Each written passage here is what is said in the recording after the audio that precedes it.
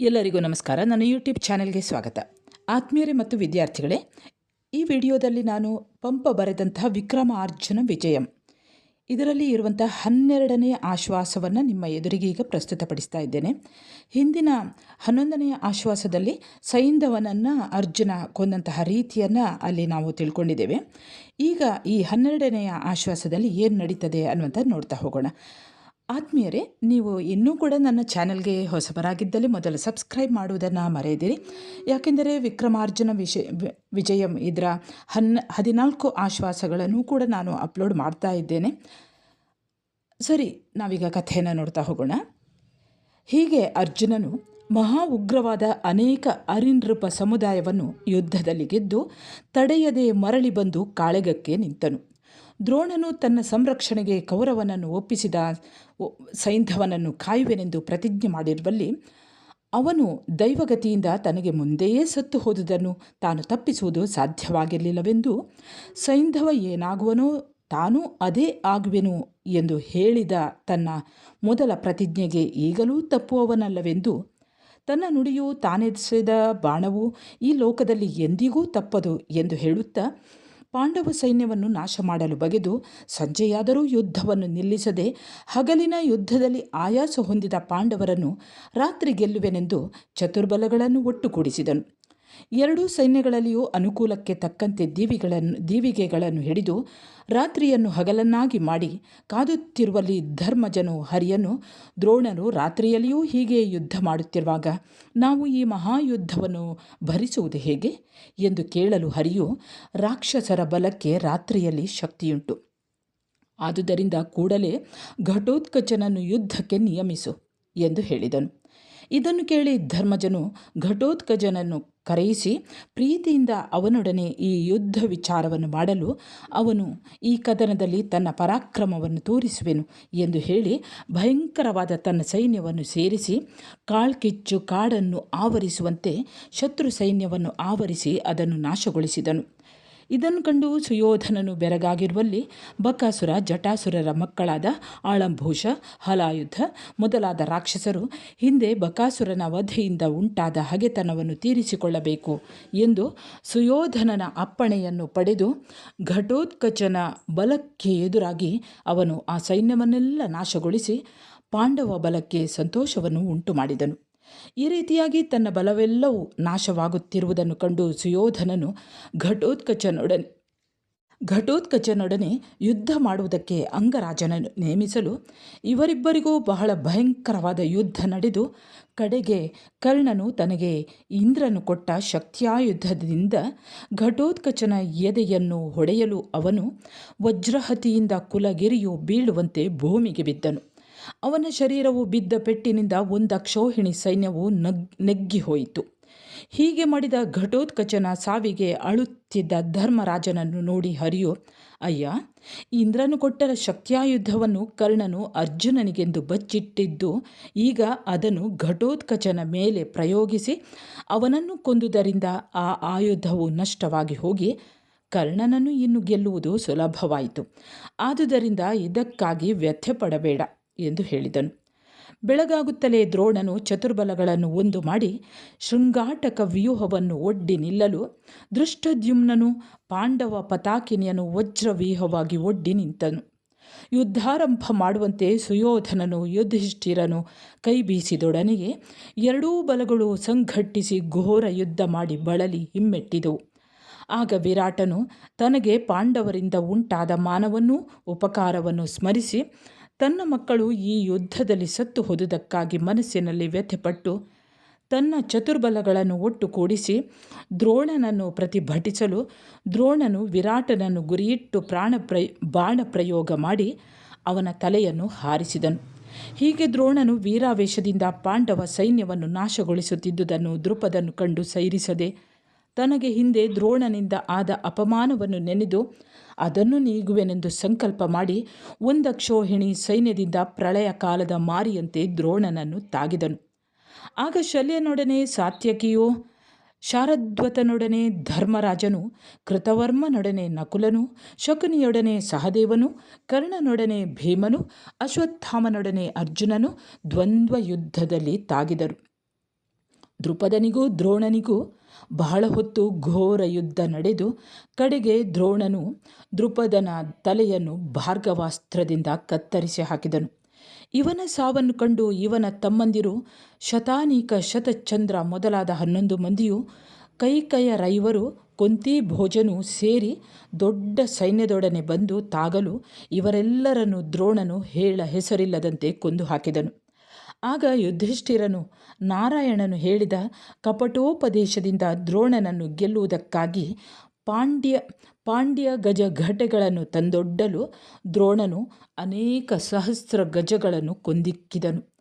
ಆಗ ಅಶ್ವತ್ಥಾಮವೆಂಬ ಹೆಸರುಳ್ಳ ಒಂದು ಆನೆಯು ಸಾಯಲು ಧರ್ಮಜನು ಹತೋಶ್ವತ್ಥಾಮಃ ಎಂದು ಕೂಗಿದ್ದನ್ನು ಕೇಳಿ ತನ್ನ ಮಗನು ಸತ್ತನೆಂದು ಬಗೆದು ಸುತ ಶೋಕದಿಂದ ಎದೆಯುರಿದು ದ್ರೋಣನು ಹಾ ಮಗನೇ ಎಂದು ಅಳುತ್ತಾ ತನ್ನ ಬಿಲ್ಲನ್ನು ಎಸೆದು ವೀರರಸ ಕುಗ್ಗಿ ಶೋಕರಸವೇರಲು ತನ್ನ ರಥವನ್ನು ಧರ್ಮಪುತ್ರನ ಸಮೀಪಕ್ಕೆ ನಡೆಸಿ ತನ್ನ ಮಗನ ಮಾತನ್ನು ಕೇಳಿದನು.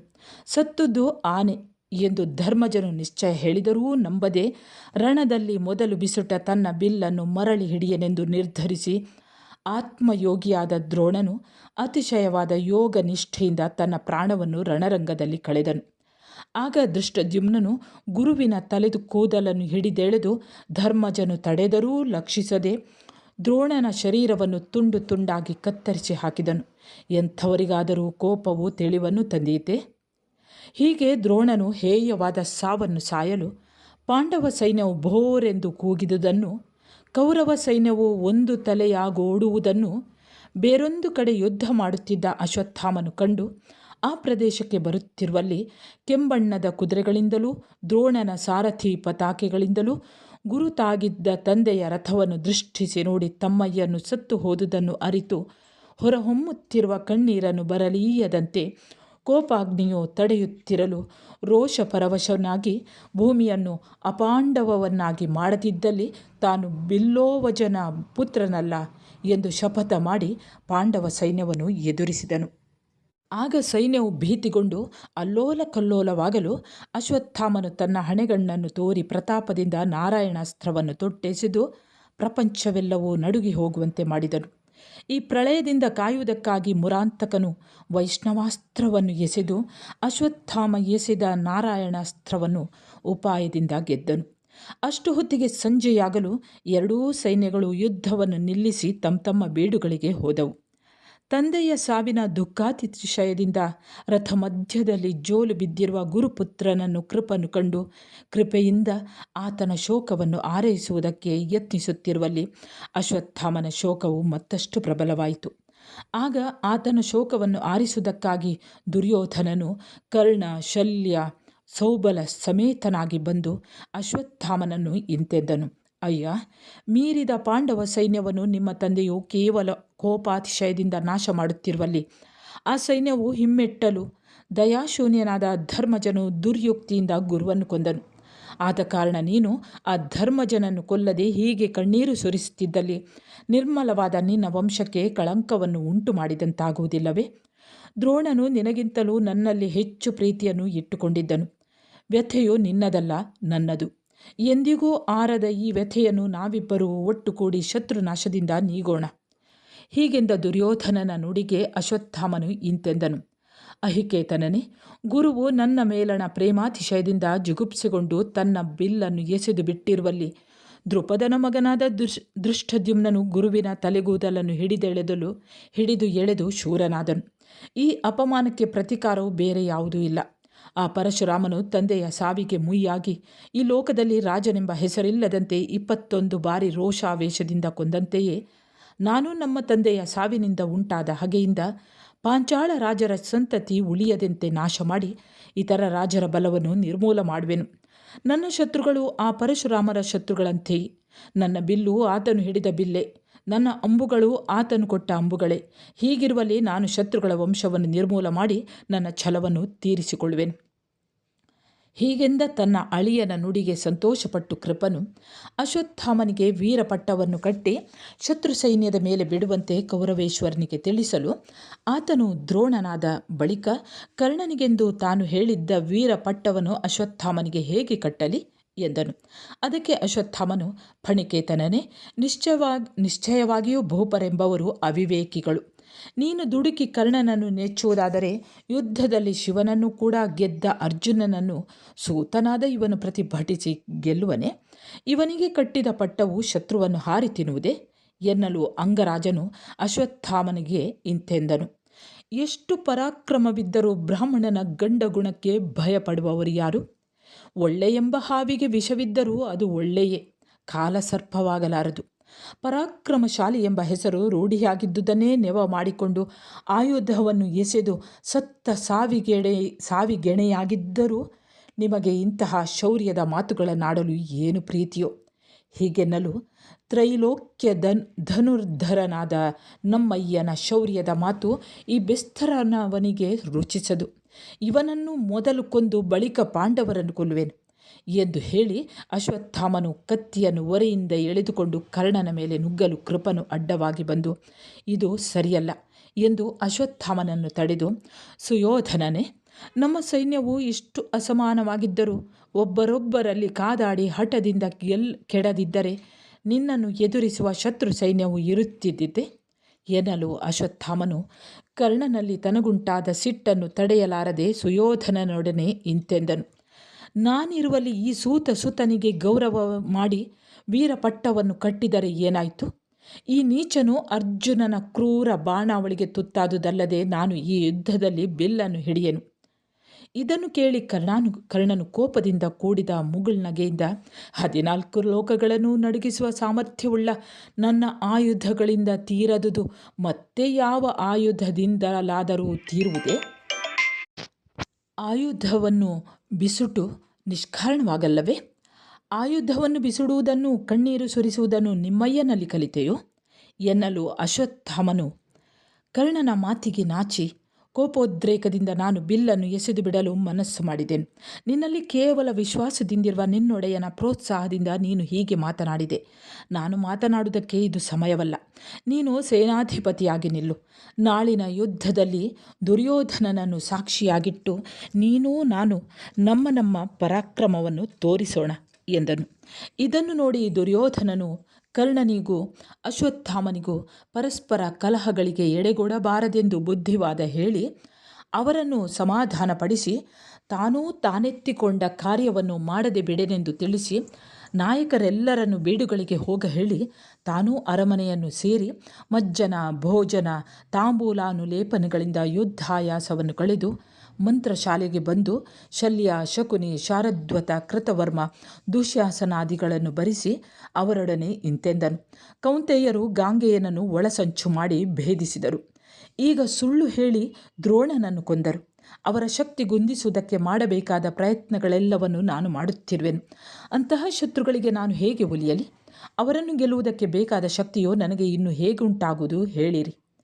ಇದನ್ನು ಕೇಳಿದ ಶಾರದ್ವತನು, ಕೌರವೇಶ್ವರನೇ, ನಿನ್ನ ಛಲವನ್ನು ಹೇಳಬೇಕಾದರೆ ಹಿಂದೆ ಕೃಷ್ಣನು ಪಾಂಡವರಿಗೆ 5 ಹಾಳು ಹಳ್ಳಿಗಳನ್ನಾದರೂ ಕೊಟ್ಟು ಬಾಳಿಸೆಂದು ಕೇಳಿಕೊಂಡರೂ ನೀನು ಕೇಳದೇ ಹೋದುದು ನಿದರ್ಶನವಾಗಿರುವುದು.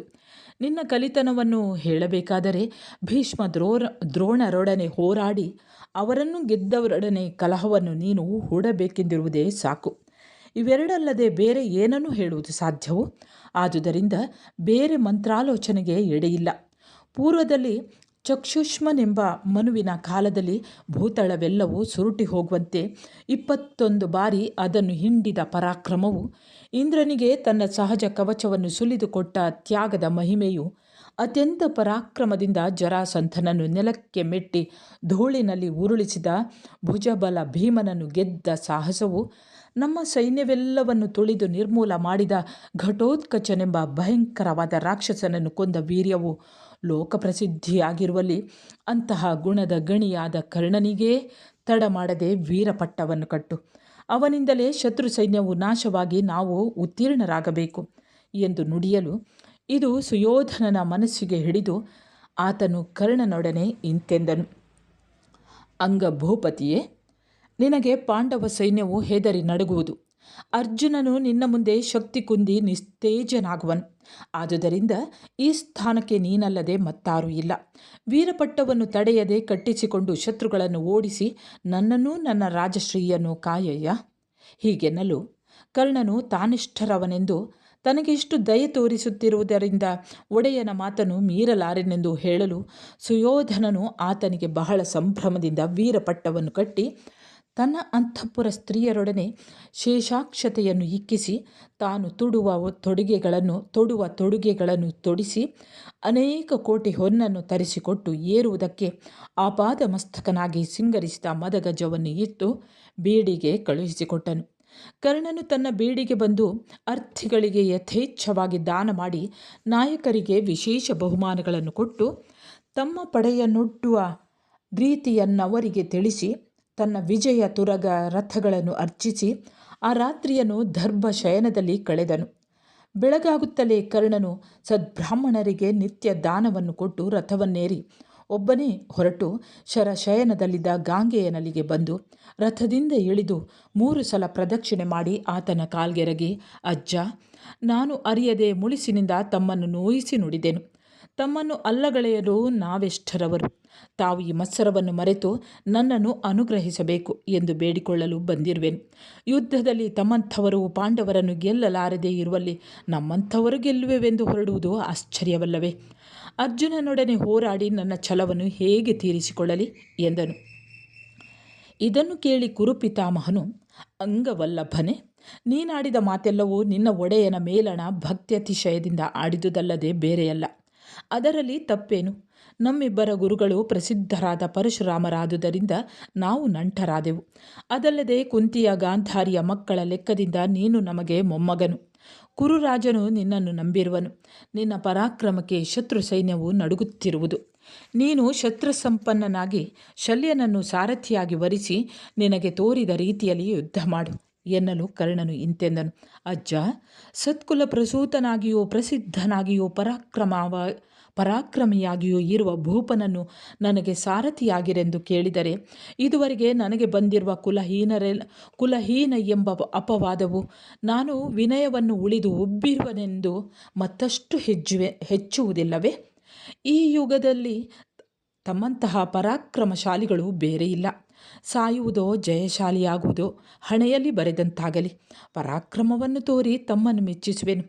ಹೀಗೆಂದು ನುಡಿದ ಕರ್ಣನ ನಯದ ವಿನಯದ ಕ್ರಮದ ನಿಷ್ಕೃಷ್ಟವಾದ ಮಾತುಗಳು ಮನವನ್ನು ಮುಟ್ಟಲು ಭೀಷ್ಮನು, ಈತನು ಕುಲಹೀನನಾಗಿರನು, ಉಭಯ ಕುಲ ಶುದ್ಧನಾಗಿಯೇ ಇರಬೇಕು ಎಂದು ನಿಶ್ಚಯಿಸಿ, ನೀನು ನಮಗೆ ಆಶ್ರಯನಾಗಿ ಸುಯೋಧನನ ರಾಜ್ಯದ ಏಳಿಗೆಗೆ ಸಹಾಯಕನಾಗಬೇಕಾದರೆ ಶಲ್ಯನನ್ನೇ ಸಾರಥಿ ಮಾಡಿ ಕಾದು ಎಂದು ಹೇಳಿ ಹರಸಿ ಹೋಗೆನ್ನಲು ಕರ್ಣನು ಮಹಾಪ್ರಸಾದ ಎಂದು ಹೇಳಿ ನಮಸ್ಕರಿಸಿ ಯುದ್ಧರಂಗಕ್ಕೆ ಬಂದು ಚತುರಂಗ ಬಲವನ್ನು ಒಟ್ಟು ಕೂಡಿಸಿ ಮಕರ ವ್ಯೂಹವನ್ನು ಒಡ್ಡಿದನು. ಪಾಂಡವ ಸೈನ್ಯವು ಅರ್ಧಚಂದ್ರ ವ್ಯೂಹವನ್ನು ಒಡ್ಡಿ ನಿಂತಿತು. ಇತ್ತ ಅರ್ಜುನನು ಪುರುಷೋತ್ತಮನನ್ನು ಸಂಸಪ್ತಕರು ಬಹಳ ಮುಳಿಸಿನಿಂದ ಪ್ರತಿಜ್ಞೆ ಮಾಡಿ ನನ್ನೊಡನೆ ಕಾದಲು ಅತ್ತ ಕರೆಯುತ್ತಿರುವರು. ಇತ್ತ ಕರ್ಣನು ಬಹಳ ಛಲದಿಂದ ಹೋರಾಡಲು ನಿಂತಿರುವನು. ಏನು ಮಾಡುವುದು ಎಂದು ಕೇಳಲು ಕೃಷ್ಣನು, ಮೊದಲು ತ್ರಿಗರ್ತಾಧಿಪ ಬಲವನ್ನು ಎದುರಿಸಿ ಹೊರಡು ಎಂದು ಹೇಳಿ ರಥವನ್ನು ಅತ್ತ ಓಡಿಸಿದನು. ಇತ್ತ ಉಭಯ ಬಲಗಳು ಕೂಡಲೇ ತಾಗಿ ಕಾದಿ ಹಸ್ತ್ಯಶ್ವರಥ ಪದಾತಿಗಳು ನಾಶ ಹೊಂದುತ್ತಿರಲು ಕರ್ಣನು ಬಾಣ ಪರಂಪರೆಯಿಂದ ಪಾಂಡವ ಬಲವನ್ನು ಸಮೀಪಿಸುತ್ತಿರುವಲ್ಲಿ ಪಾಂಡವ ಬಲದ ಪ್ರಸಿದ್ಧ ನಾಯಕನಾದ ಕೃತವರ್ಮನು ಕೌರವ ಬಲದ ಪ್ರಧಾನ ನಾಯಕನಾದ ಚಿತ್ರಸೇನನನ್ನು ಭಯಂಕರವಾಗಿ ತಾಗಿ ಕೊಂದನು. ಅದನ್ನು ಕಂಡು ಚಿತ್ರನು ಮೇಲೆ ಬೀಳಲು ಪ್ರತಿವಿಂಧ್ಯನು ಅವನನ್ನು ಕೊಂದು ಕೋಪೋದ್ರೇಕದಿಂದ ಕೌರವ ಬಲವನ್ನು ನಾಶಗೊಳಿಸುತ್ತಿರುವಲ್ಲಿ ಅಶ್ವತ್ಥಾಮನು ಬಂದು ಅವನನ್ನು ತಾಗಿದನು. ಆಗ ಭೀಮನು ಪ್ರತಿವಿಂಧ್ಯನನ್ನು ದಾಟಿಕೊಂಡು ಬಂದು ರುದ್ರಾವತಾರನಾದ ಅಶ್ವತ್ಥಾಮನ ರಥಕ್ಕೆ ತನ್ನ ರಥವನ್ನು ಒಡ್ಡಿ ನಿಂತು ಬಹಳ ಪರಾಕ್ರಮದಿಂದ ಬಾಣದ ಮಳೆಯನ್ನು ಸುರಿಸಿದನು. ಇದನ್ನು ಅಶ್ವತ್ಥಾಮನು ತನ್ನ ಬಾಣಾವಳಿಯಿಂದ ಕೂಡಲೇ ಚದುರಿಸಿ ಭೀಮನ ತೇರನ್ನು ಸಾರಥಿಯನ್ನು ಬಾಣ ಪ್ರಯೋಗದಿಂದ ನಿಶ್ಚೇಷ್ಟಿತವನ್ನಾಗಿ ಮಾಡಿ ಥಳನೆ ಹೊಳೆವ ಬಾಣವೊಂದನ್ನು ಭೀಮನ ಹಣೆಗೆ ಗುರಿಯಿಟ್ಟು ಹೊಡೆದನು. ಆ ಬಾಣವು ಭೀಮನ ಹಣೆಯಲ್ಲಿ ನೋವನ್ನು ನಡುಕವನ್ನು ಉಂಟು ಮಾಡಿ ರಕ್ತದ ಕಾಲುವೆಯನ್ನು ಹರಿಸಲು ಭೀಮನು ಶಕ್ತಿ ಕುಂದಿ ಮಾತನ್ನು ಆಡಲಾರದೆ ಹೇಗೋ ಆ ಬಾಣವನ್ನು ಕಿತ್ತು ಚೇತರಿಸಿಕೊಂಡು ಸಿಂಹನಾದ ಮಾಡಿ ಅಶ್ವತ್ಥಾಮನ ಸೂತ ವರೂಥ ತುರಗಗಳನ್ನು ಉರುಳಿಕೊಳ್ಳುವಂತೆ ಬಾಣ ಪ್ರಯೋಗ ಮಾಡಿ ಅಶ್ವತ್ಥಾಮನ ಹಣೆಗೆ ಕೂರಾದ 3 ಅಸ್ತ್ರಗಳನ್ನು ಎಸೆದು ಗಾಯ ಮಾಡಿ ನೋಯಿಸಿದನು. ತರುವಾಯ ಇವರಿಬ್ಬರಿಗೂ ಇವರ ಸೈನ್ಯಗಳಿಗೂ ಭಯಂಕರವಾಗಿ ಯುದ್ಧ ನಡೆದು ಇಬ್ಬರೂ ತಮ್ಮ ರಥಗಳಲ್ಲಿ ಜೋಲು ಬಿದ್ದರು. ಆಗ ಧರ್ಮರಾಜನು ಸುಯೋಧನನು ತಮ್ಮವರನ್ನು ಸೇರಿ ಅವರನ್ನು ತಮ್ಮ ರಥಗಳಲ್ಲಿ ಏರಿಸಿಕೊಂಡು ಹೊರಟು ಹೋದರು. ಕರ್ಣನು ಪಾಂಡವ ಸೈನ್ಯವೆಲ್ಲವನ್ನು ನಾಶಗೊಳಿಸಿ ಪ್ರಭದ್ರಕ ಬಲವೆಲ್ಲವನ್ನು ಕೊಂದನು. ಅಷ್ಟು ಹೊತ್ತಿಗೆ ಭೀಮ ಅಶ್ವತ್ಥಾಮರಿಬ್ಬರೂ ಚೇತರಿಸಿಕೊಂಡು ಸಜ್ಜುಗೊಳಿಸಿದ ರಥಗಳನ್ನು ಏರಿ ಒಬ್ಬರೊಬ್ಬರನ್ನು ಹುಡುಕುತ್ತಾ ಯುದ್ಧರಂಗಕ್ಕೆ ಬಂದರು. ಆಗ ಜರಾಸಂಧನ ಮಗ ಕ್ಷೇಮಧೂರ್ತಿಯು ತಮ್ಮಯ್ಯನನ್ನು ಕೊಂದ ಹಗೆಯನ್ನು ನೆನೆದು ಭೀಮನ ಮೇಲೆ ತಾನೇರಿದ ಮದಗಜವನ್ನು ಬಿಡಲು ಭೀಮನು ಕೋಪದಿಂದ ಆ ಆನೆಯೊಡನೆ ಕ್ಷೇಮಧೂರ್ತಿಯನ್ನು ಕೊಂದನು. ಭೀಮನನ್ನು ಅರಸುತ್ತಾ ಬರುತ್ತಿದ್ದ ಅಶ್ವತ್ಥಾಮನನ್ನು ಪಾಂಡ್ಯನು ಎದುರಿಸಿ ಬಾಣದ ಮಳೆಯನ್ನು ಸುರಿಸಲು ಅಶ್ವತ್ಥಾಮನು ಕೂರಂಬಿನ ಮಳೆಯನ್ನು ಪಾಂಡ್ಯನ ಮೇಲೆ ಸುರಿಸಿ ಅವನ ರಥವನ್ನು ಮುರಿದನು. ಇವರಿಬ್ಬರಿಗೂ ಘೋರ ಯುದ್ಧ ನಡೆದು ಕಡೆಗೆ ಅಶ್ವತ್ಥಾಮನು ಪಾಂಡ್ಯನನ್ನು ಕೊಂದು ಹಾಕಿದನು. ಆಗ ಸಂಸಪ್ತಕ ಬಲವನ್ನು ನಿಶ್ಶೇಷವಾಗುವಂತೆ ನಾಶಗೊಳಿಸುತ್ತಿದ್ದ ಅರ್ಜುನನು ಕೌರವ ಬಲದ ಕಳಕಳವನ್ನು ಕೇಳಿ ಯಮನು ಬರುವಂತೆ ಮನೋವೇಗದಿಂದ ಬಂದು ತನ್ನನ್ನು ಎದುರಿಸಿದ ದಂಡಧಾರನನ್ನು ಸೀಳಿ ಹಾಕಿದನು. ಅಷ್ಟು ಹೊತ್ತಿಗೆ ಸಂಜೆಯಾಗಲು 2 ಪಡೆಗಳು ಯುದ್ಧವನ್ನು ನಿಲ್ಲಿಸಿ ತಮ್ಮ ಬೀಡುಗಳನ್ನು ಹೊಕ್ಕವು. ಆಗ ಕರ್ಣನು ಸುಯೋಧನನಲ್ಲಿಗೆ ಬಂದು ಹಯೋಪಾಯ ಕುಶಲರಾದ ಗಾಂಗೇಯರು ಹೇಳಿದ ಮಾತನ್ನು ಏಕಾಂತದಲ್ಲಿ ತಿಳಿಸಲು ತ್ರಿನೇತ್ರನಲ್ಲಿ ಕಲಿತ ಅಶ್ವಹೃದಯದಲ್ಲಿಯೂ ರಥಕಲ್ಪದಲ್ಲಿಯೂ ಶಲ್ಯನು ಮುರಾಂತಕನಿಗಿಂತಲೂ ಪ್ರವೀಣನಾದುದರಿಂದ ಆತನನ್ನು ಹೇಗಾದರೂ ಒಡಂಬಡಿಸಿ ಕರ್ಣನಿಗೆ ಸಾರಥಿ ಮಾಡುವೆನು ಎಂದು ತಿಳಿಸಿ ಸುಯೋಧನನು ಕರ್ಣನನ್ನು ಬೀಡಿಗೆ ಕಳುಹಿಸಿ ಮಿತ ಪರಿವಾರದೊಡನೆ ಮದ್ರರಾಜನ ಮನೆಗೆ ಬರಲು ಆತನು ಅತ್ಯಂತ ಸಂಭ್ರಮದೊಡನೆ ರಾಜನನ್ನು ಎದುರುಗೊಂಡನು. ಸುಯೋಧನನು ಶಲ್ಯನು ಕುಳಿತಿದ್ದೆಡೆಯಲ್ಲಿಯೇ ಆತನ ತೊಡೆ ಸೋಕಿ ತಾನೂ ಕುಳಿತುಕೊಂಡು ಏನಪ್ಪಣೆ ಎಂದು ಕೇಳಿದ ಶಲ್ಯನೊಡನೆ ಇಂತೆಂದನು. ಮಾವ, ನಿಮ್ಮ ದಯೆಯಿಂದ ಜಯವಧು ನಮ್ಮನ್ನು ಪ್ರೀತಿಸುತ್ತಿರುವಳು. ಹರಿಯು ನೆವಕ್ಕೆ ನರನಿಗೆ ಸಾರಥಿಯಾಗಿ ಆತನನ್ನು ಯುದ್ಧದಲ್ಲಿ ಹೇಗೆ ಜಯಪ್ರದನನ್ನಾಗಿ ಮಾಡಬೇಕೆಂದಿರುವನೋ ತಾವೂ ಹಾಗೆಯೇ ಕರ್ಣನಿಗೆ ಹೆಸರನ್ನು ಉಂಟು ಮಾಡಿ ಜಯವನ್ನು ಪಡೆಯಿರಿ. ಹೀಗೆ ಸುಯೋಧನನ ಮಾತನ್ನು ಕೇಳಿ ಶಲ್ಯನು ರೋಷಾತಿಶಯದಿಂದ ಕಿಡಿಕಿಡಿಯಾಗಿ ಫಣಿರಾಜಕೇತನನೇ, ಕಲಿಯನ್ನು ಹೇಡಿಯನ್ನಾಗಿಯೂ ಹೇಡಿಯನ್ನು ಕಲಿಯನ್ನಾಗಿಯೂ ಯೋಗ್ಯನನ್ನು ನೀಚನನ್ನಾಗಿಯೂ ನೀಚನನ್ನು ಯೋಗ್ಯನನ್ನಾಗಿಯೂ ಮಾಡುವ ಅವಿವೇಕತೆಯು ನೃಪರಲ್ಲಿ ತುಂಬಿ ತುಳುಕಿ ಅವರ ಚಿತ್ತವೃತ್ತಿಯು ಚಂಚಲವಾಗಿರುವುದು. ಆದುದರಿಂದ ಭೂಪಾಲರನ್ನು ಓಲಗಿಸಿ ಬಾಳುವುದು ಬಹಳ ಕಷ್ಟವಾದುದು. ಮದಿಸಿ ಅವಿವೇಕಿಗಳಾಗಿರುವ ರಾಜರ ದುರ್ಗುಣಗಳನ್ನು ಹೋಗಲಾಡಿಸಲು ಯಾರು ಸಮರ್ಥರು? ರಥವನ್ನು ನಡೆಯಿಸೆಂದು ಹಿಂದಣಿಂದ ಆಜ್ಞೆ ಮಾಡುವವನು ಅಂಬಿಗನು. ಮುಂದುಗಡೆ ಸರಿಸಮಾನನಾಗಿ ಕುಳಿತಿರುವವನು ದನ ಕಾಯುವವನು. ಹೀಗಿರುವಲ್ಲಿ ನಾನು ರಥವನ್ನು ನಡೆಯಿಸುವ ಕ್ರಮವು ಹೊಲಗೆಲಸವು. ಇಂತಹುದನ್ನು ನೀನು ನನಗೆ ದಯಮಾಡಿ ಎಂದು ಹೇಳಿದೆಯಲ್ಲವೇ? ಈ ಪುಣ್ಯವನ್ನು ಯಾರು ಪಡೆಯುವರು? ಆದರೆ ಎಷ್ಟೇ ಬೇಡವಾಗಿರಲಿ ಅಪ್ರಿಯವಾಗಿರಲಿ ಸಜ್ಜನರು ಪ್ರಭುಹಿತರು ಪ್ರಭುವಿನ ಆಜ್ಞೆಯನ್ನು ಮೀರಲಾಗದು. ನಾನು ಯುದ್ಧರಂಗದಲ್ಲಿ ನಿನ್ನ ಮಾತನ್ನು ಮೀರುವೆನೆ ಎಂದು ನುಡಿದ ಮದ್ರರಾಜನ ನುಡಿಗೆ ಸುಯೋಧನನು ಇಂತೆಂದನು. ಮಾವ, ತಾವು ಮನನೊಂದು ಇಷ್ಟು ಅಪ್ಪಣೆ ಕೊಡಿಸಿದಿರಿ. ಆದರೆ ನನ್ನ ವಿನ್ನಪವನ್ನು ಲಾಲಿಸಿರಿ. ಅಂಗಮಹಿಷನು ಸಾಮಾನ್ಯ ಪುರುಷನಲ್ಲ. ಕುಲಹೀನನಾಗಿದ್ದಲ್ಲಿ ನಿರ್ಮಲ ಕುಲ ಸಂಭೂತರಲ್ಲದವರು ಹಿಡಿಯಲಾಗದ ದಿವ್ಯ ಬಾಣಗಳನ್ನು ಪರಶುರಾಮನು ಕೊಡುತ್ತಿದ್ದನೆ. ಮಣಿಕುಂಡಲವು, ಕವಚವು, ನಿರ್ಮಲ ಚಾರಿತ್ರ್ಯವು, ಉಗ್ರ ತೇಜವು, ಇಂತಹ ಸದ್ಗುಣವು ಸೂತಸುತನಲ್ಲಿ ಹುಟ್ಟುವುದೇ? ಇಂದ್ರನಿಗೆ ತನ್ನ ಸಹಜ ಕವಚವನ್ನು ಕೊಟ್ಟುದು ಈತನ ಕಲಿತನವನ್ನು ಔದಾರ್ಯವನ್ನು ತೋರಿಸುವುದಿಲ್ಲವೇ? ಹೀಗೆಂದು ಕುರುರಾಜನು ಶಲ್ಯನ ಋಚ್ಛಲ್ಯವು ಕಳೆಯುವಂತೆ ನುಡಿಯಲು ಶಲ್ಯನು ಇಂತೆಂದನು. ನೃಪನೇ, ಅರಿಯದೆಯೋ ವಿಚಾರಿಸದೆಯೋ ಇಂತಹ ಕೆಲಸವನ್ನು ನೀನು ಮಾಡುವವನಲ್ಲವೆಂದು ನಾನು ಬಲ್ಲೆನು. ಕರ್ಣನಿಗೆ ಸಮಾನರಾದ ನೃಪರು ಯಾರೂ ಇಲ್ಲವೆಂಬುದನ್ನು ತಿಳಿದಿರುವೆನು. ಶತ್ರು ಸೈನ್ಯವು ಭಯದಿಂದ ಕುಗ್ಗಿ ಹೋಗುವಂತೆ ನಾನು ತೇರನ್ನು ನಡೆಸುತ್ತಿರುವಲ್ಲಿ ಫಲ್ಗುಣನು ಅಚ್ಯುತನು ಕರ್ಣನನ್ನು ರಣರಂಗದಲ್ಲಿ ಗೆಲ್ಲಲು ಶಕ್ತರಾದರೆ, ಆದರೆ ಒಂದು ವಿಷಯವನ್ನು ಹೇಳುವೆನು. ಹರಿ ಹೇಳಿದಂತೆ ಅರ್ಜುನನು ನಡೆಯುವ ರೀತಿಯಲ್ಲಿಯೇ ಕರ್ಣನು ನಾನು ಹೇಳುವ ರೀತಿಯಲ್ಲಿ ನಡೆದರೆ ಸರಿ. ಇಲ್ಲದಿದ್ದರೆ ನಾನು ತೇರನ್ನು ನಡೆಸದೆ ಇಳಿದು ಹೊರಟು ಹೋಗುವೆನು. ಹೀಗೆನ್ನಲು ದುರ್ಯೋಧನನು ಕರ್ಣನನ್ನು ಬರಿಸಿ, ಈ ಮಹಾಯುದ್ಧದಲ್ಲಿ ಮಾವನು ಹೇಳಿದ ಮಾತಿಗೆ ಮೀರದೆ ನಡೆಯಬೇಕು ಎಂದು ಕರ್ಣನಿಗೆ ಹೇಳಿ ಅದಕ್ಕೊಡಂಬಡುವಂತೆ ಪ್ರಾರ್ಥಿಸಿ ಇಬ್ಬರನ್ನು ಒಬ್ಬರೊಬ್ಬರೊಡನೆ ಹೊಂದಿಕೆ ಮಾಡಿ ಕರ್ಣನು ತಾನೂ ತಮ್ಮ ನಿವಾಸಗಳಿಗೆ ಹೊರಟು ಹೋದರು. ಈ ವಾರ್ತೆಯನ್ನು ಧರ್ಮರಾಜನು ಕೇಳಿ ಮುರಾಂತಕನನ್ನು ಬರಿಸಿ, ಅಚ್ಯುತನೇ, ಕರ್ಣನನ್ನು ಯುದ್ಧದಲ್ಲಿ ಗೆಲ್ಲುವುದು ಕಷ್ಟವೆಂದು ಬಹಳವಾಗಿ ಹಂಬಲಿಸುತ್ತಿರುವಲ್ಲಿ ನಾಳೆ ಅವನ ರಥವನ್ನು ನಡೆಯಿಸುವವನು ಶಲ್ಯನೆಂದರೆ ಈ ಕಲಹದಲ್ಲಿ ನಾವು ಕಡೆಹಾಯುವ ಬಗೆ ಹೇಗೆ? ನನ್ನ ಮನಸ್ಸಿಗೆ ಭಯವಾಗುತ್ತಿರುವುದು. ಮುಂದಿನ ಕಾರ್ಯವೇನು ಅಪ್ಪಣೆ ಕೊಡಿಸಯ್ಯ ಎನ್ನಲು ಹರಿಯು, ನೀನು ಹೇಳಿದಂತೆ ರಥಕಲ್ಪವು ಶಲ್ಯನೊಡ ಹುಟ್ಟಿದುದು. ಆದರೂ ಅವರಿಬ್ಬರಿಗೂ ಇರುವ ಅಪರಿಮಿತವಾದ ದ್ವೇಷದಿಂದ ಅವರಲ್ಲಿ ಹೊಂದಿಕೆಯು ಎಂದಿಗೂ ಆಗಲಾರದು.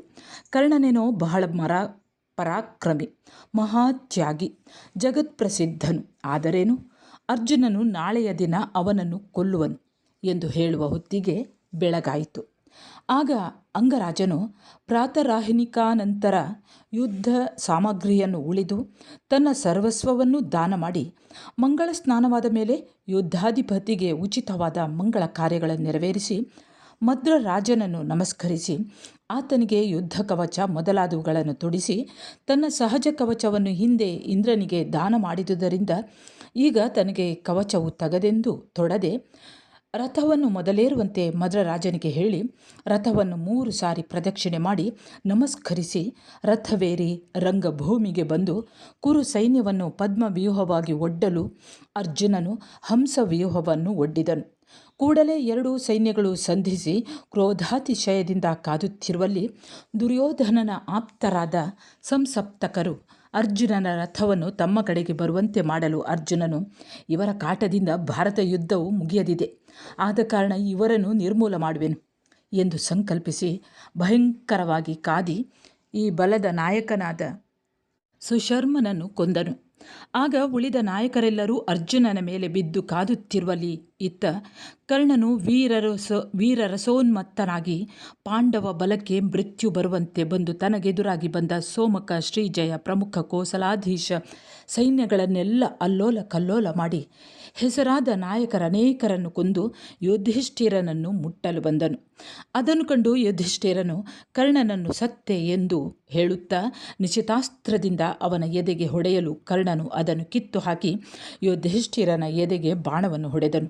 ಆ ಬಾಣವು ಯುಧಿಷ್ಠಿರನ ಎದೆಯಲ್ಲಿ ನಟ್ಟು ರಕ್ತ ಸುರಿದು ಆತನು ಮೂರ್ಛೆ ಹೋಗಿ ಜೋಲು ಬೀಳಲು ಕರ್ಣನು ತಾಯಿಗೆ ಕೊಟ್ಟಿದ್ದ ಮಾತನ್ನು ನೆನೆಸಿಕೊಂಡು ತನ್ನನ್ನು ತಾನೇ ನಿಂದಿಸಿಕೊಳ್ಳುತ್ತಾ ಚಿಂತಿಸುತ್ತಿದ್ದನು. ಇತ್ತ ನಕುಲ ಸಹದೇವರಿಬ್ಬರೂ ಬಂದು ಅರಸನನ್ನು ಹಿಂದಿಟ್ಟು ಯುದ್ಧಕ್ಕೆ ನಿಲ್ಲಲು ಕರ್ಣನು ಕರುಣಿಸಿ ಶಲ್ಯನ ಅಭಿಪ್ರಾಯವನ್ನು ಅರಿಯುವುದಕ್ಕಾಗಿ ಇವರನ್ನು ಏನು ಮಾಡುವುದು ಎಂದು ಕೇಳಲು ಆತನು ತನ್ನ ಅಳಿಯಂದಿರ ಸಾವಿಗೆ ಮನವೊಪ್ಪದೆ ಇಂತೆಂದನು. ಅಯ್ಯ ಕರ್ಣನೇ, ನಿನ್ನಂತಹ ಪರಾಕ್ರಮಿಗೆ ಇವರು ಯಾವ ರೀತಿಯಲ್ಲಿ ಎಣೆಯಾದರು? ಕಾಳಗದ ಗೆಲ್ಲದ ಸೋಲದ ಮಾತು ನಿನಗೂ ಅರ್ಜುನನಿಗೂ ಹೊಂದಿರುವುದು. ಆದುದರಿಂದ ಈ ಹುಡುಗರು ಬಳಲಿದ ಭೂಪರನ್ನು ಶಿಬಿರಕ್ಕೆ ತೆಗೆದುಕೊಂಡು ಹೋಗಲಿ. ಅದು ಅಲ್ಲದೆ ಅತ್ತ ದುರ್ಯೋಧನನಿಗೂ ಭೀಮನಿಗೂ ಯುದ್ಧವು ತೀವ್ರವಾಗಿ ನಡೆಯುತ್ತಿರುವುದು. ನಾವು ಬೇಗ ಹೋಗಿ ತಾಗೋಣ ಎಂದು ಹೇಳಿ ಹೊರಡಲು ಪಾಂಡವ ಸೇನಾ ನಾಯಕರು ಯುಧಿಷ್ಠಿರನು ನೊಂದ ನೋವನ್ನು ಕಂಡು ತಮ್ಮ ಚತುರ್ಬಲಗಳನ್ನು ಒಂದು ಮಾಡಿ ಕರ್ಣನನ್ನು ಸುತ್ತಿ ಮುತ್ತಿ ಬಗೆ ಬಗೆಯಾದ ಆಯುಧಗಳಿಂದ ಇಟ್ಟು ಮಹಾಭಯಂಕರವಾಗಿ ಕಾದಿದರು. ಕರ್ಣನು ವೈರಿ ಭೂಪರನ್ನು ಲಕ್ಷ್ಯವಿಲ್ಲದೆ ಕೊಂದು ಯುದ್ಧರಂಗವನ್ನು ಶವಮಯವಾಗಿ ಮಾಡಿದನು. ಅಷ್ಟು ಹೊತ್ತಿಗೆ ಸಂಸಪ್ತಕ ಬಲವೆಲ್ಲವನ್ನು ಒಬ್ಬರು ಉಳಿಯದಂತೆ ಕೊಂದು ಕರ್ಣನೊಡನೆ ಹೋರಾಡಲು ಬರುತ್ತಿದ್ದ ವಿಕ್ರಾಂತ ತುಂಗನು ಪಾಂಡವ ಸೈನ್ಯದಲ್ಲಿ ತಮ್ಮ ಅಣ್ಣನ ರಥವನ್ನು ಕಾಣದೆ ಅರಸನನ್ನು ಬೇಡಿಕೆ ಕಳುಹಿಸಿ ಹಿಂದಕ್ಕೆ ಬರುತ್ತಿದ್ದ ನಕುಲ ಸಹದೇವರಿಂದ ಯುಧಿಷ್ಠಿರನಿಗೆ ಕರ್ಣನಿಂದಾದ ಪೆಟ್ಟನ್ನು, ತನ್ನ ಸೇನಾ ನಾಯಕರ ಸಾವನ್ನು ತಿಳಿದು ಕೌರವ ಬಲದೊಡನೆ ಹೋರಾಡುತ್ತಿದ್ದ ಭೀಮನಿಗೆ ಸ್ವಲ್ಪ ಸಹಾಯ ಮಾಡಿ ಶತ್ರು ಸೈನ್ಯವನ್ನು ನಾಶಗೊಳಿಸಿ ಭೀಮನನ್ನು ಅಲ್ಲಿಯೇ ಯುದ್ಧ ಮಾಡುತ್ತಿರುವಂತೆ ಹೇಳಿ ಯುಧಿಷ್ಠಿರನನ್ನು ನೋಡಲು ಹೊರಟು ತಾನೂ ಹರಿಯೂ ಆತನನ್ನು ಕಂಡು ನಮಸ್ಕರಿಸಿದರು. ಯುಧಿಷ್ಠಿರನು ಅವರಿಬ್ಬರನ್ನು ಹರಸಿ, ಕರ್ಣನು ಸಾಧಾರಣನಲ್ಲವೆಂದು, ಅವನು ಭೂಮಿಯನ್ನು 21 ಬಾರಿ ಹಿಂಡಿದನೆಂಬುದನ್ನು ತಾನು ಅದುವರೆಗೂ ನಂಬದಿದ್ದರೂ ತಾನು ಎಸೆದ ಬಾಣವನ್ನು ಗೆದ್ದು ತನ್ನನ್ನು ಅಂಜಿಸಿದನೆಂದರೆ ಅವನ ಪೌರುಷವು ಅಸಾಮಾನ್ಯವಾದುದೆಂದು, ನರನಾರಾಯಣರಾದ ನಿಮ್ಮಿಬ್ಬರನ್ನು ಈ ಲೋಕದಲ್ಲಿ ಗೆಲ್ಲುವವರಾರೂ ಇಲ್ಲದಿದ್ದರೂ ಅಷ್ಟು ಪರಾಕ್ರಮಿಯಾದ ಕಾನೀನನನ್ನು ಹೇಗೆ ಗೆದ್ದಿರಿ ಎಂದು ಕೇಳಿದನು. ಇದಕ್ಕೆ ಕಂಸಾಂತಕನು, ತಾವು ಕರ್ಣನಿಂದ ನೊಂದಿರೆಂಬ ಸಂಗತಿಯನ್ನು ಕೇಳಿ ವಿಚಾರಿಸಲು ಇಲ್ಲಿಗೆ ಬಂದೆವು. ಆ ಬಲಾಢ್ಯನನ್ನು ಇನ್ನೂ ಕೊಲ್ಲಲಿಲ್ಲ, ಅದೆಷ್ಟರ ಕೆಲಸ ಎನ್ನಲು ಧರ್ಮನಂದನ ಇಂತೆಂದನು. ನರಕಾಂತಕನೇ, ಆತನನ್ನು ಈ ಕಿರೀಟಿ ಗೆದ್ದು ನನಗೆ ಪಟ್ಟವನ್ನು ಕಟ್ಟುವನೆ? ನಾನು ಇನ್ನು ದೊರೆತನ ಮಾಡುವ ಹಂಬಲವನ್ನು ಬಿಟ್ಟುಬಿಟ್ಟೆನು. ನಿಮ್ಮಂಥವರಿಗೆ ಕರ್ಣನನ್ನು ಗೆಲ್ಲುವುದು ಸಾಧ್ಯವೇ? ನಿಮ್ಮಿಂದ ಅವನು ಸಾಯುವನೇ? ಆ ಚಿಂತೆಯನ್ನುಳಿದು ದುರ್ಯೋಧನನಲ್ಲಿ ಹಗೆತನವನ್ನು ಮರೆತು ಸುಖವಾಗಿರಿ. ನಾನು ತಪಸ್ಸು ಮಾಡಲು ಹೊರಡುವೆನು. ಹೀಗೆಂದು ತನ್ನ ಮನಸ್ಸಿಗೆ ನೋವಾಗುವಂತೆ ನುಡಿದ ತಮ್ಮಣ್ಣನ ಮಾತನ್ನು ಕೇಳಿ ಬಹಳ ವ್ಯಥೆಯುಂಟಾದರೂ ಅದನ್ನು ತೋರ್ಪಡಿಸಿಕೊಳ್ಳದೆ ವಿನಯವನ್ನು ತೋರಿಸುತ್ತಾ ಅರ್ಜುನನು ಇಂತೆಂದನು. ತಾವು ಮುಳಿದು ಈ ರೀತಿಯಾಗಿ ಅಪ್ಪಣೆ ಕೊಡಿಸಿದರೆ ನಾನು ಹೇಗೆ ತಮಗೆದುರಾಗಿ ಹಿಡಿಯಲಿ? ತಮ್ಮನ್ನು ಕೋಪಗೊಳಿಸಿದ ಸುರಾಸುರರನ್ನೇ ಇಲ್ಲದಂತೆ ಮಾಡುವೆನೆಂಬಲ್ಲಿ ಕರ್ಣನೆಂಬವನು ನನಗೆಷ್ಟರವನು? ನರಸಿಂಗನಿಗೂ ಜಾಕಬ್ಬರಸಿಗೂ ಹುಟ್ಟಿ ಅರಿಕೇಸರಿ ಎಂದು ಪ್ರಸಿದ್ಧಿಗೊಂಡ ಶತ್ರುಗಳಿಗೆ ಸಮಾನನೆಂದರೆ ತಾವು ನಗೆರೆ? ಅರಸನೇ, ಈ ದಿನ ಸಂಜೆಯಾಗುವುದರೊಳಗಾಗಿ ಸೂರ್ಯಪುತ್ರನನ್ನು ಕೊಂದಲ್ಲದೆ ತಮ್ಮ ಪಾದಕಮಲವನ್ನು ದರ್ಶನ ಮಾಡೆನು. ಹೀಗೆಂದು ಹೇಳಿ ಕಣ್ಣೀರಿನಿಂದ ತೊಯ್ದ ಕೆನ್ನೆಗಳಿಂದ ಕೂಡಿದವನಾಗಿ ಅಲ್ಲಿಂದೆದ್ದು ತಪೋವನಕ್ಕೆ ಹೊರಡಲು ಉದ್ಯುಕ್ತನಾಗಿದ್ದ ಭೂನಾಥನನ್ನು ತಾನೂ ಹರಿಯೂ ಪ್ರಾರ್ಥಿಸಿ ನಿಲ್ಲಲು ಒಡಂಬಡಿಸಿ ಆತನನ್ನು ನಮಸ್ಕರಿಸಿ ಹೊರಟು ರಥವನ್ನೇರಿ ಕೌರವ ಸೇನೆಗೆ ಭಯಜ್ವರ ಬರುವಂತೆ ಬಂದು ವಾಯುಪುತ್ರನಿಗೆ ಅಂತಕ ತನಯನ ವಿಚಾರವನ್ನೆಲ್ಲವನ್ನು ಹೇಳಿ, ಈ ದಿನದ ಯುದ್ಧದ ಭಾರವೆಲ್ಲವನ್ನು ನಿನ್ನೊಬ್ಬನ ಮೇಲೆಯೇ ಹೊರಿಸಿ ನಾವು ಹಿಂದಿದ್ದೆವು ಎಂದು ಹೇಳಲು ಹಿಡಿಂಬಾಂತಕನು ಇಂತೆಂದನು. ನನ್ನ ಬಾಣದ ಪೆಟ್ಟಿನಿಂದ ಲಕ್ಷಾಂತರ ಸೈನ್ಯವು ಕರಗಿ ಹೋಗಿದ್ದರೂ ಇನ್ನೂ ನನ್ನ ತೋಳ ತೀಟೆ ತೀರಲಿಲ್ಲ. ಕೌರವರೆಂಬ ಈ ಕಾಗೆಗಳ ಗುಂಪಿಗೆ ನನ್ನ ಈ ಬಿಲ್ಲೊಂದೇ ಸಾಲದೆ? ಹೀಗೆಂದ ಭೀಮನನು ಅಕಳಂಕ ರಾಮನು ಹೊಗಳಿ ತನ್ನ ಕಾಳಗವನ್ನು ನೋಡುತ್ತಿದ್ದರೆಂದು ಹೇಳಿ ಪವನಜನನ್ನು ಒಡಗೊಂಡು ಕರ್ಣನನ್ನು ಅರಸುತ್ತಾ ಬರುತ್ತಿರಲು ಕೌರವ ಬಲವೆಲ್ಲವೂ ಭಯದಿಂದ ಓಡಿ ಕರ್ಣನ ಮೊರೆ ಹೊಕ್ಕಿತು.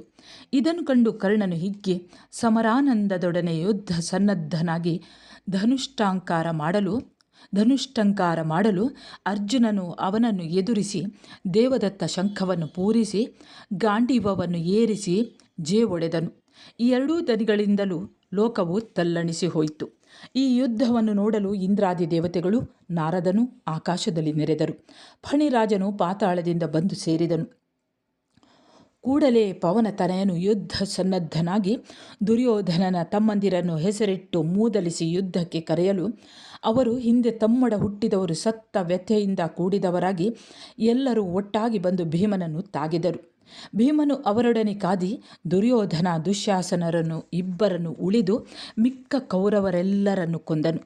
ತರುವಾಯ ದ್ರೌಪದಿಗೆ ಮಾಡಿದ ಅಪಮಾನವನ್ನು ಎತ್ತಿ ಆ ಛಲವು ಅವನ ಎದೆಯನ್ನು ಸೀಳಿದ ಹೊರತು ಹೋಗದು ಎಂದು ಭೀಮನು ದುಶ್ಯಾಸನನನ್ನು ಮೂದಲಿಸಲು ಅವನು ಬಂದು ತಾಗಿದನು. ಇಬ್ಬರಿಗೂ ಘೋರ ಯುದ್ಧವು ನಡೆದು ಕಡೆಗೆ ಭೀಮನು ಅವನನ್ನು ಗದೆಯಿಂದಿಟ್ಟು ಗಂಟಲನ್ನು ಮೆಟ್ಟಿ ಕೊಲ್ಲುತ್ತಾ ದುರ್ಯೋಧನನೇ ಮೊದಲಾದ ಪರಾಕ್ರಮಿಗಳನ್ನು ಮೂದಲಿಸಿದನು. ಇದನ್ನು ಕಂಡು ಕೌರವ ಬಲದ ನಾಯಕರೊಬ್ಬರಾದರೂ ಮಿಟ್ಟೆಂದು ಮಿಡುಕಲೂ ಶಕ್ತಿಯಿಲ್ಲದಿರುವಲ್ಲಿ ಭೀಮನು ದೃಪದಾತ್ಮಜೆಯನ್ನು ಬರುವಂತೆ ಹೇಳಿ ಕಳುಹಿಸಿದನು. ಆಕೆಯು ಜಯವನಿತೆ ಬರುವಂತೆ ಯುದ್ಧರಂಗಕ್ಕೆ ಬಂದು ಮೇಲುಸಿರಾಡುತ್ತಲೂ ಮೇಲುಗಣ್ಣು ಮಾಡುತ್ತಲೂ ಬಾಯಿ ಬಿಟ್ಟುಕೊಂಡು ಮೈ ಶಕ್ತಿಗುಂದಿಯೂ ನೆಲದಲ್ಲಿ ಕಾಲು ಬಡಿಯುತ್ತಲೂ ರತ್ನ ಕಿರೀಟದೊಡನೆ ನೆಲದ ಮೇಲೆ ಬಿದ್ದು ಧೂಳಿನಲ್ಲಿ ಉರುಳಾಡುತ್ತಲೂ ಇರುವ ಹಗೆಯನ್ನು ಕಣ್ಣಾರೆ ನೋಡಿ ತಾನು ಅನುಭವಿಸಿದ ಅರಣ್ಯವಾಸದ ವ್ಯಥೆಯೆಲ್ಲವನ್ನು ತನ್ನ ಮನಸ್ಸಿನಿಂದ ಕಳೆದಳು. ಆಗ ವೃಕೋದರನು ತನ್ನ ಪ್ರಿಯೆಯ ಮುಖವನ್ನು ನೋಡಿ, ಇನ್ನು ನಮ್ಮ ಪ್ರತಿಜ್ಞೆಯನ್ನು ನೆರವೇರಿಸೋಣ ಬಾ ಎಂದು ಪಕ್ಕದಲ್ಲಿ ಕುಳ್ಳಿರಿಸಿಕೊಂಡು ಹಿರಣ್ಯಾಕ್ಷನ ಎದೆಯನ್ನು ಸೀಳುವ ನಾರಸಿಂಹನಂತೆ ದೃಢ ಕಠಿಣ ಹೃದಯನಾಗಿ ದುಶ್ಯಾಸನನ ಎದೆಯನ್ನು ಸುರಗಿಯಿಂದ ಸೀಳಿ ಪಕ್ಕೆಗಳನ್ನು ಅಗಲಿಸಿ ಮನಸ್ಸಿಗೆ ಸ್ವಲ್ಪವೂ ಜುಗುಪ್ಸೆಯುಂಟಾಗದೆ ಬೊಗಸೆಯಿಂದ ರಕ್ತವನ್ನು ಮೊಗೆದು ದ್ರೌಪದಿಯ ತಲೆಗೆ ಎರೆದು ಜಡೆಗಟ್ಟಿಕೊಂಡಿದ್ದ ತಲೆಗೂದಲನ್ನು ಬಿಡಿಸಿ ಪಂದಲೆಯನ್ನು ಮೆಟ್ಟಿಸಿ ಹಲ್ಲಿನ ಬಾಚಣಿಗೆಯಿಂದ ಆಕೆಯ ತಲೆಯನ್ನು ಬಾಚಿ ಸಂತೋಷದಿಂದ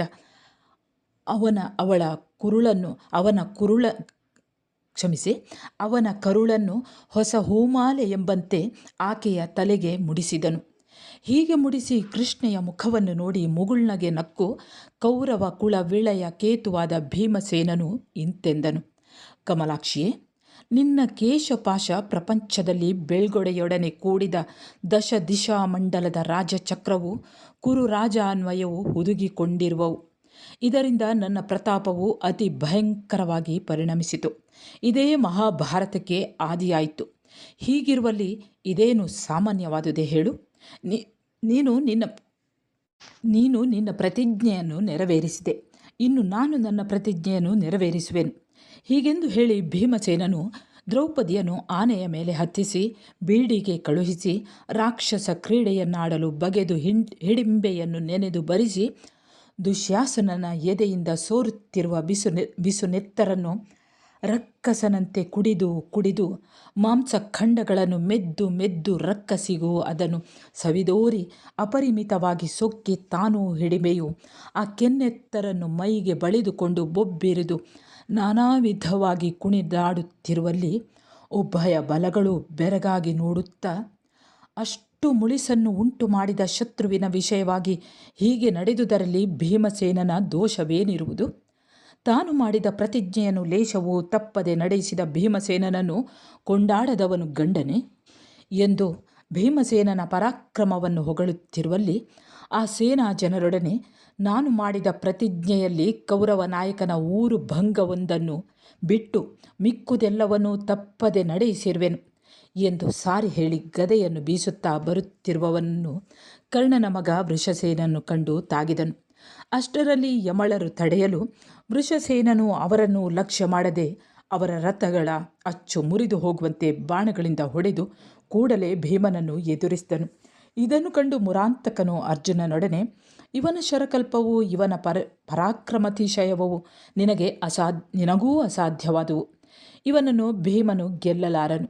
ನೀನೇ ಇವನೊಡನೆ ಹೋರಾಡಬೇಕು ಎನ್ನಲು ಅರ್ಜುನನು ಅವನೊಡನೆ ತೊಡರಿ ಹೋರಾಡುತ್ತಿರುವಲ್ಲಿ ವೃಷಸೇನನು ಅಸಾಧಾರಣವಾದ 4 ಬಾಣಗಳನ್ನು ಪರಾಕ್ರಮದಿಂದ ಅವನ ಮೇಲೆಸೆಯಲು ಆ ಬಾಣಗಳೂ ನರನನ್ನು ಅವನ ರಥ ತುರಗಗಳನ್ನು ಸುತ್ತಿ ಮುತ್ತಿ ಸ್ವಲ್ಪವೂ ಮಿಸುಕಲಾರದಂತೆ ಬಂಧಿಸಿದವು. ಇದನ್ನು ಕುರಿತು ನರನು, ಮುಕುಂದನೇ, ಸ್ಕಂದನ ಬಂಧನವೆಂಬುದನ್ನು ಈಗ ಈ ವೃಷಸೇನನಿಂದ ತಿಳಿದೆನು. ಹಿಂದೆ ಎಂದೂ ಕಂಡರಿಯೇನು. ಇದಕ್ಕೆ ನಾನು ಬೆರಗಾಗಿ ಹೋಗಿರುವೆನು. ಏನು ಮಾಡಬೇಕು ತಿಳಿಸಯ್ಯ ಎನ್ನಲು ಮುರಾಂತಕನು, ಪರಶುರಾಮನಿಂದ ಕರ್ಣನು ಚಾಪವಿದ್ಯೆಯನ್ನು ಕಲಿತನು. ಕರ್ಣನಿಂದ ಅದನ್ನು ಇವನು ಕಲಿತಿರುವನು. ಇವನ ಬಾಣಗಳೆಷ್ಟಿರುವವೋ ಅಷ್ಟನ್ನು ಎಡೆಬಿಡದೆ ತರಿದು ಇವನ ತಲೆಯನ್ನು ತರಿ ಎಂದು ಹೇಳಿದನು. ಆಗ ಅರ್ಜುನನು ತನ್ನ ಆಯುಧಗಳೆಲ್ಲವನ್ನು ಸಿದ್ಧಪಡಿಸಿಕೊಂಡು ತನಗೆ ವಿನಾಯಕನು ಇತ್ತ ಜಯಾಸ್ತ್ರವನ್ನು ತೊಟ್ಟು ಗುರಿಯಿಟ್ಟು ವೃಷಸೇನನನ್ನು ಹೊಡೆಯಲು ಅವನ ತಲೆಯು ಕತ್ತರಿಸಿ ಬಿದ್ದಿತು. ಹೀಗೆ ತನ್ನ ಹಿರಿಯ ಮಗನನ್ನು ಕೊಂದು ತನ್ನ ಮೇಲೆ ಬರುತ್ತಿರುವ ವಿಕ್ರಮಾರ್ಜುನನನ್ನು ಕರ್ಣನು ಕಂಡು ಸುತ ಶೋಕದಿಂದಲೂ ಭೂಪತಿಯ ತಮ್ಮನ ವಿಪತ್ತಿನಿಂದಾದ ವ್ಯಸನದಿಂದಲೂ ಮುಖ ಜೋಲು ಹಾಕಿಕೊಂಡಿದ್ದ ಫಣಿಕೇತನನ ಸ್ಥಿತಿಯ ವ್ಯಥೆಯಿಂದಲೂ ಬಹಳ ನೊಂದವನಾಗಿ ಕ್ರೋಧಾಗ್ನಿಯು ಅವಗೆ ಉರಿಯಂತೆ ತನ್ನನ್ನು ಸುಡುತ್ತಿರಲು ತನ್ನ ಹೆಸರುವಾಸಿಯನ್ನು ನೆನೆದು ಉತ್ಸಾಹವನ್ನು ತಾಳಿ ರಭಸದಿಂದ ಬಂದು ಅರ್ಜುನನನ್ನು ತಾಗಿದನು. 2 ಸೈನ್ಯಗಳು ಸಂಘಟಿಸಿ ಭೂಮಿಯನ್ನು ನಡುಗಿಸಿದವು. ಆಗ ವಿಕ್ರಾಂತ ತುಂಗನು ಅಂಗಾಧಿರಾಜನನ್ನು ಕುರಿತು, ಅಯ್ಯ ಕರ್ಣನೆ, ದುರ್ಯೋಧನನು ನಿನ್ನನ್ನು ಕೇವಲ ಮಮತೆಯಿಂದ ಸಲಹಿದನು. ನನ್ನಲ್ಲಿ ನಿನಗೆ ಅತಿಶಯವಾದ ಕ್ರೋಧವಿರುವುದು, ಭಾರತವು ನಿನಗೊಡ್ಡಿರುವುದು, ಪರಾಕ್ರಮಶಾಲಿಯಾದ ನಿನ್ನ ಮಗನು ಅಳಿದ ವ್ಯಸನವು ನಿನಗೆ ಹೆಚ್ಚಾಗಿರುವುದು. ಹೀಗಿದ್ದರೂ ನೀನು ನೋಡುತ್ತಾ ಸುಮ್ಮನಿರುವುದು ನ್ಯಾಯವೇ? ನನ್ನ ಹೆಸರನ್ನು ಕೇಳಿದರೆ ಸೈರಿಸಲಾರದವನು ನನ್ನ ರೂಪನ್ನು ಕಂಡೂ ಸುಮ್ಮನಿರುವುದೇ? ಭಯವೇ ಇಲ್ಲದವನೆಂದು ಪ್ರಖ್ಯಾತಿ ಹೊಂದಿ ಈ ಮಹಾಯುದ್ಧದಲ್ಲಿ ನನಗಂಜಿ ಏಕೆ ಹಿಂದೆಗೆಯುವೆ? ಮನುಷ್ಯರೇನು 200 ವರ್ಷ ಬದುಕುವರೆ ಎಂದು ಮರ್ಮೋದ್ಘಾಟನೆ ಮಾಡಿ ನುಡಿಯಲು ಅತಿಶಯವಾದ ಮಾತ್ಸರ್ಯದಿಂದ ಕ್ರೋಧ ಉಂಟಾದರೂ ದರಹಸಿತ ವದನಾರವಿಂದನಾಗಿ ಸೂರ್ಯಸುತನು ಇಂತೆಂದನು. ರಾಜ್ಯವನ್ನು ಸೂರೆಗೊಟ್ಟು ಕೈಗೆ ಬಳೆದೊಟ್ಟು ಕೇವಲ ಮಾಲಿನ್ಯ ಹೊಂದಿಯೂ ಈಗ ಥಟ್ಟನೆ ಆಧಿಕ್ಯವೂ ಪರಾಕ್ರಮವೂ ದೊಡ್ಡ ಮಾತು ನಿನಗುಂಟಾಯಿತೆ. ನಿಮ್ಮನ್ನು ನಮ್ಮ ನಾಥನು ಏಳ್ಕಟ್ಟಿನಿಂದೆಳೆದು ನಾಡಿನಿಂದ ಓಡಿಸಿದಾಗ ಬೇರನ್ನು ಬಿಕ್ಕೆಯನ್ನು ತಿಂದುಕೊಂಡಿದ್ದ ಕಾಲದ ಪರಾಕ್ರಮವು ಈಗ ಹೊಸದಾಯಿತೆ.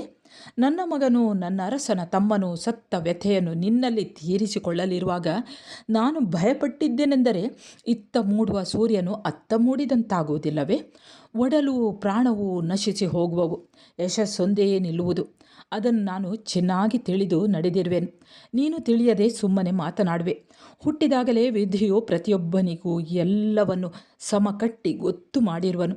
ಇದನ್ನು ತಪ್ಪಿಸಲು ಯಾರು ಸಮರ್ಥರು? ಆದುದರಿಂದ ಬರಿಯ ಬಾಯಿ ಮಾತಿನಿಂದೇನು ಪ್ರಯೋಜನ?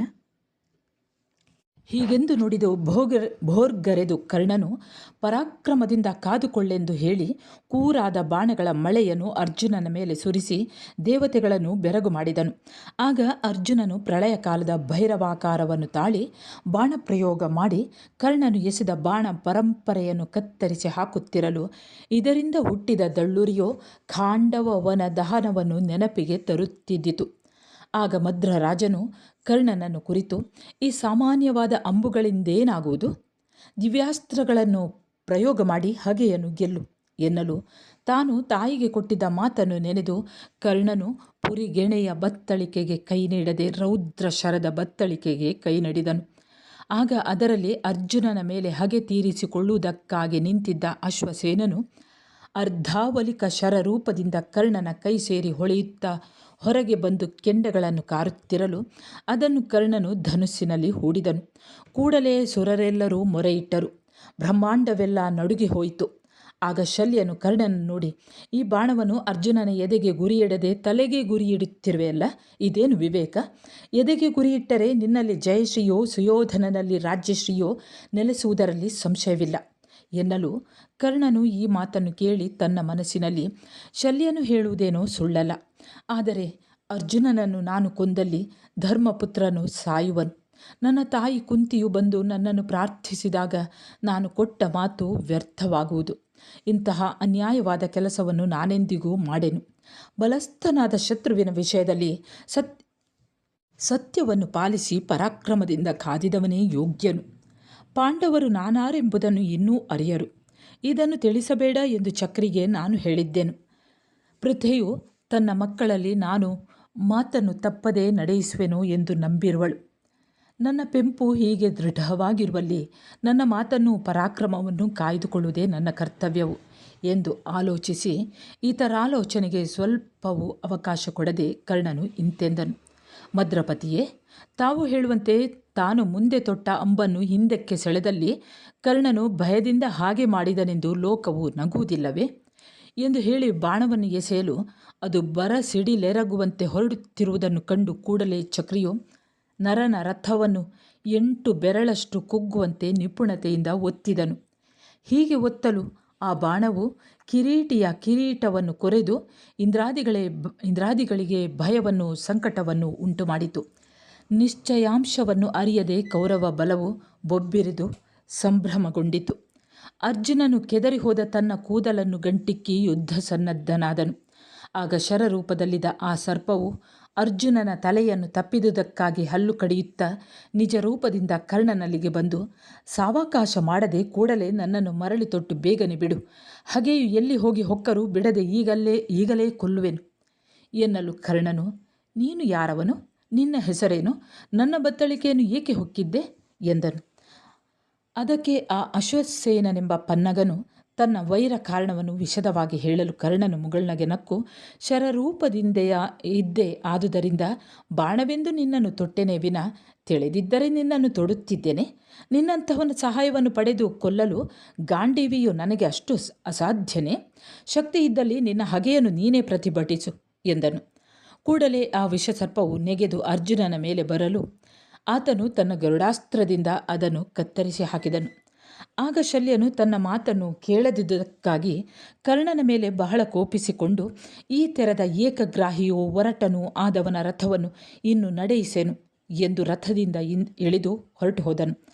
ಆಗ ಉಪಾಯಾಂತರವಿಲ್ಲದೆ ಕರ್ಣನು ತನ್ನ ರಥವನ್ನು ತಾನೇ ಬೇಗನೆ ನಡೆಸುತ್ತಾ ಪರಾಕ್ರಮದಿಂದ ಕಾದುತ್ತಿರುವಲ್ಲಿ ಭೂದೇವಿಯು ಕರ್ಣನು ಹಿಂದೆ ತನ್ನನ್ನು 21 ಬಾರಿ ಗಾಣದಲ್ಲಿ ಹಿಂಡುವಂತೆ ಹಿಂಡಿದ ಹಗೆಗೆ ಕೋಪಗೊಂಡು ಆತನ ರಥಚಕ್ರವನ್ನು ಹಿಡಿದು ನುಂಗಿದಳು. ಆಗ ಕರ್ಣನು ರಥದಿಂದ ಇಳಿದು ಗಾಲಿಯನ್ನು ಎತ್ತುತ್ತಿರುವಲ್ಲಿ ಮುಕುಂದನು, ಇವನನ್ನು ಈ ಸ್ಥಿತಿಯಲ್ಲಿರುವಾಗಲೇ ಕಡಿದು ಹಾಕದಿದ್ದರೆ ಮುಂದೆ ನೀನು ಇವನನ್ನು ಗೆಲ್ಲಲಾರೆ ಎನ್ನಲು ಅರ್ಜುನನು ಈ ಮಾತಿಗೆ ಬಹಳ ಅಸಹ್ಯಪಟ್ಟು ಇಂತೆಂದನು. ಭೂಧರನೇ, ಇವನು ಸಹಾಯವಿಲ್ಲದಿರುವನು, ಸಾರಥಿಯಿಲ್ಲ, ಮೇಗೆ ಮರೆಯೂ ಇಲ್ಲ. ಇಂಥವನನ್ನು ನಾನು ಹೇಗೆ ಕೊಲ್ಲಲಿ? ಬಾಣವನ್ನು ಎಸೆಯಬೇಕೆಂದರೆ ಕೈಯೇ ಬಾರದು. ಇದು ಏಕೆ ಎಂಬುದನ್ನು ಅರಿಯೇನು. ಇವನ ವಿಷಯವಾಗಿ ಪ್ರೀತಿಯೇ ಹೆಚ್ಚಾಗಿ ಹುಟ್ಟುತ್ತಿರುವುದು. ನಾನು ಏನು ಮಾಡಲಿ? ಮುನ್ನಿನ ವೈರವನ್ನು ಮರೆತು ಹೋದೆನು. ಇದಕ್ಕೇನು ಕಾರಣವೋ ಹೇಳಯ್ಯ ಎನ್ನಲು ಅಸುರಾಂತಕನು, ಎಷ್ಟು ಅರಿಯದಿದ್ದರೂ ಸೋದರಿಕೆಯು ಉಕ್ಕಿ ಬಾರದಿರುವುದೇ ಎಂದು ತನ್ನಲ್ಲಿ ತಾನೇ ಬಗೆದು ಇಂತೆಂದನು. ಅರ್ಜುನನೇ, ಹೆಸರಾದ ಅಭಿಮನ್ಯುವನ್ನು ಛಲದಿಂದ ಕೊಂದು ನಿಮ್ಮಣ್ಣನನ್ನು ಸುಗಿದು ಬೀಳುವಂತೆ ಹೊಡೆದು ಶೌರ್ಯದಿಂದ ಬೀಗುತ್ತಿರುವ ಸೂತ ಸುತನನ್ನು ಹೊಡೆಯಲು ಹಿಂದೆಗೆಯುವೆಯಾದರೆ ಇರು. ನಾನು ನನ್ನ ಚಕ್ರದಿಂದ ಅವನನ್ನು ಇಟ್ಟು ಜಯಲಕ್ಷ್ಮಿಯನ್ನು ಕೊಡುವೆನು ಎನ್ನುವ ಹೊತ್ತಿಗೆ ಕರ್ಣನು ರಥದ ಗಾಲಿಯನ್ನು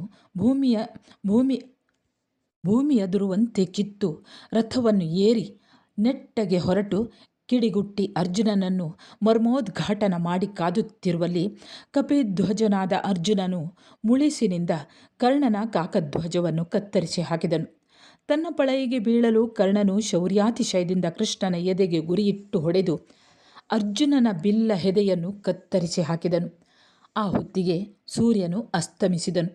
ಕರ್ಣನ ಹೊಡೆತಕ್ಕೆ ಕೃಷ್ಣನು ಬಹಳ ನೊಂದು ಕುದುರೆಯ ಕಸೆಯನ್ನು ಬಿಟ್ಟು ಕೋಪದಿಂದ ತನ್ನ ಚಕ್ರವನ್ನು ಅಭಿಮಂತ್ರಿಸಿ ಬಿಡುವಷ್ಟರಲ್ಲಿ ಅರ್ಜುನನು ಆತನನ್ನು ತಡೆದು ಮತ್ತೊಂದು ಹೆದೆಯನ್ನು ತನ್ನ ಬಿಲ್ಲಿಗೇರಿಸಿ ಗಿರಿಜೆಯು ಕೊಟ್ಟ ಅಂಜಲಿಕಾಸ್ತ್ರವನ್ನು ಅಭಿಮಂತ್ರಿಸಿ ಹೂಡಿ ಬಿಡಲು 3 ಲೋಕವು ತಲ್ಲಣಿಸಿ ಹೋಯಿತು. ಆ ಅಸ್ತ್ರವು ಕಿಡಿಗಳನ್ನು ಕಾರುತ್ತಾ ಬಡಬಾಗ್ನಿಯ ಕಾಂತಿಯನ್ನು ಬೀರುತ್ತಾ ಬಂದು ಕರ್ಣನ ತಲೆಯನ್ನು ಭರದಿಂದ ಕತ್ತರಿಸಿ ಹಾಕಿತು. ಅಂತಹ ತ್ಯಾಗದ ನನ್ನಿಯ ಕಲಿತನದ ಆಗರ ಎಂದೆನಿಸಿ ಪ್ರಸಿದ್ಧಿ ಹೊಂದಿದ್ದ ಕರ್ಣನ ಒಡಲಿಂದ ಹೊರಟು ಹೋಗಲಾರದೆ ಸಿರಿಯು ಚಂಚಲೆಯಾಗಿರುವಲ್ಲಿ ಆ ದೇಹದಿಂದ ಅತ್ಯಂತ ಪ್ರಕಾಶಮಾನವಾದ ಒಂದು ತೇಜೋ ರೂಪವು ಹೊರಟು ಸೂರ್ಯನೊಡನೆ ಬೆರೆತು ಹೋಯಿತು. ಭಾರತದಲ್ಲಿ ಏಕಚಿತ್ತದಿಂದ ನೆನೆಯಲು ತಕ್ಕವನು ಕರ್ಣನೊಬ್ಬನೇ, ಮತ್ತೆ ಯಾರೂ ತಕ್ಕವರಲ್ಲ. ಕರ್ಣನಿಗೆ ಎಣೆ ಯಾರು? ಕರ್ಣನ ಪೆಂಪು, ಕರ್ಣನ ಸತ್ಯಸಂಧತೆ, ಕರ್ಣನ ಪರಾಕ್ರಮ, ಕರ್ಣನ ತ್ಯಾಗ ಇವೇ ಮೊದಲಾದ ಕರ್ಣನ ವಿಚಾರಗಳಿಂದ ತುಂಬಿ ಭಾರತವು ಕರ್ಣ ರಸಾಯನವಾಗಿರುವುದಲ್ಲವೇ? ಹೀಗೆ ಕರ್ಣನು ಸಾಯಲು ಪಾಂಡವ ಸೈನ್ಯವು ಬೊಬ್ಬಿರಿದು ಸಂಭ್ರಮಗೊಂಡಿತು. ಮಂಗಳವಾದ್ಯಗಳು ಬೋರ್ಗರೆದವು, ದೇವದುಂದುಭಿಗಳು ಮೊಳಗಿದವು, ಆಕಾಶವು ಪುಷ್ಪವೃಷ್ಟಿಯನ್ನು ಕರೆಯಿತು. ದಂಡಕಾಷ್ಠದ ತುದಿಯಲ್ಲಿ ತನ್ನ ಕೌಪೀನವನ್ನು ಕಟ್ಟಿ ಧ್ವಜವನ್ನಾಗಿ ಮಾಡಿ ಆಡಿಸುತ್ತಾ ನಾರದರು ಅರ್ಜುನನನ್ನು ಕೊಂಡಾಡಿದನು. ಆಗ ದುರ್ಯೋಧನನು ಕರ್ಣನೊಡನೆ ತಾನೂ ಹೋಗುವೆನು ಎಂಬಂತೆ ಶೋಕೋದ್ರೇಕದಿಂದ ತನ್ನ ರಥದಲ್ಲಿ ಮೆಯ್ಯ ನೀಡಾಡಿ ಮೂರ್ಛೆ ಹೋಗಲು ಅಶ್ವತ್ಥಾಮ, ಕೃಪ, ಕೃತವರ್ಮ, ಶಕುನಿ ಮೊದಲಾದವರು ಅವನನ್ನು ಬೀಡಿಗೆ ಕರೆದುಕೊಂಡು ಹೋದರು. ಅರ್ಜುನನು ವಿಜಯಶ್ರೀಯೊಡಗೂಡಿ ಶ್ರೀಕೃಷ್ಣನೊಡನೆ ಅರಮನೆಗೆ ಬಂದನು.